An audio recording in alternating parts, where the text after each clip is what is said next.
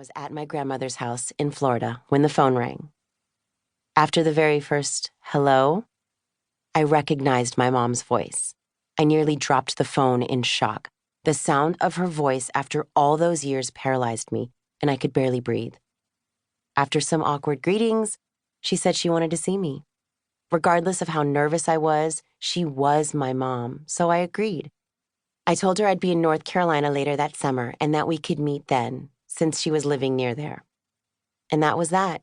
We hung up, and I went back to being Miss Teen USA with a future date to see a mother I had dreamed about being with for almost a decade. Later that summer, the big day came, and there she was, standing at my hotel room door.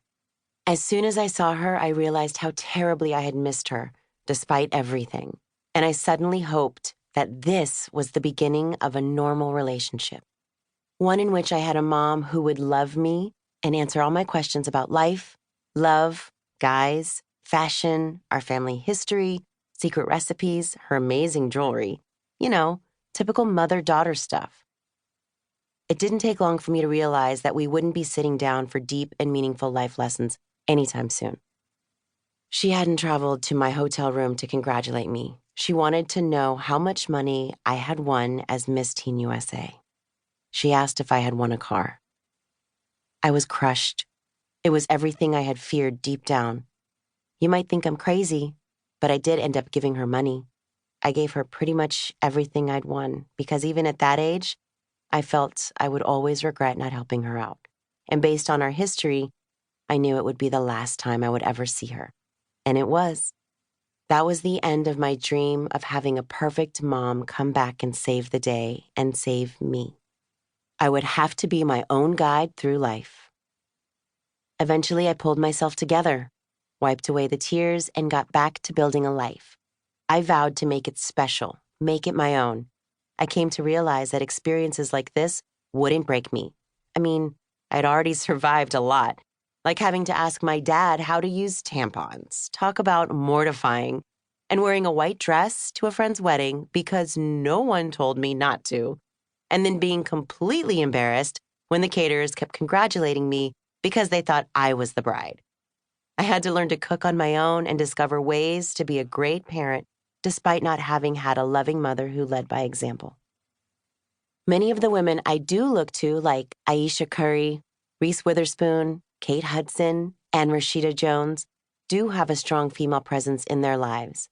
I admit, I get a little jealous when I see Aisha's mom making her bone broth when she's sick, Reese's mom passing down all her Southern secrets, Kate's mom offering loving advice for her lasting, happy partnership, and Rashida's supportive relationship with her mom, who is her biggest fan.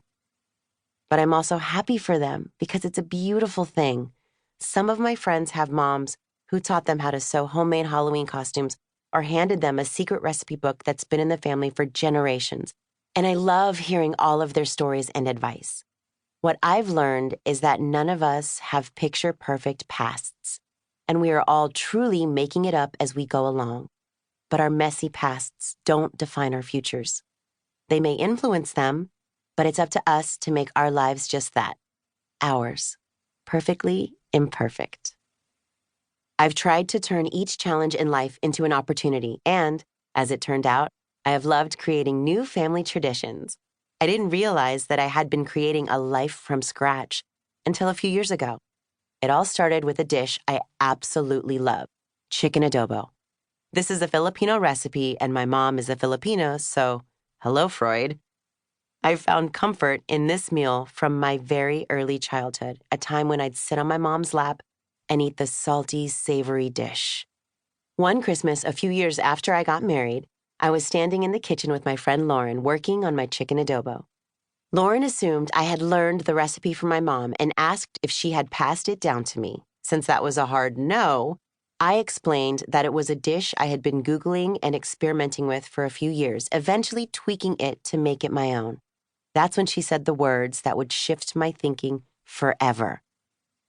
Oh, so this tradition is starting with you. Her words had such an impact that I almost needed to hear them again.